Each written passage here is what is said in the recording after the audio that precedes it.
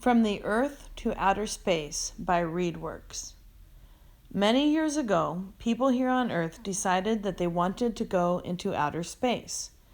This is something people had imagined for a very long time in books and movies and stories grandparents told to their children. However, in the 1950s, people decided they really wanted to do it. There was just one problem. How would they get there? One of the earliest movies about flying to the moon was made by George Méliès and released in 1902. It was called A Trip to the Moon. In this movie, the moon was made up of a man's face, covered in cream, and the whole tribe of angry natives lived there. That part was not very realistic. However, the spaceship didn't seem too far-fetched. It was a small capsule shaped like a bullet that the astronauts loaded into a giant cannon and aimed at the moon. This movie was based on a book that came out many years earlier by an author named Jules Verne. One of the fans of the book was a Russian man, Konstantin Tsiolkovsky. The book made him think, could you really shoot people out of a cannon and have them get safely to the moon? He decided you couldn't, but it got him thinking of other ways you could get people to the moon. He spent his life considering this problem and came up with many solutions. Some of Tsiolkovsky's solutions gave scientists in America and Russia, where Tsiolkovsky lived, ideas when they began to think about space travel. They also thought about airplanes they and other people had made, and even big bombs that could fly themselves very long distances.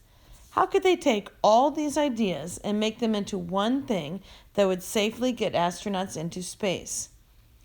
Many scientists spent years working together to solve the problem. They drew and discussed different designs until they agreed on the ones that were the best. Then they built small models of those designs and tested them until they felt ready to build even bigger models.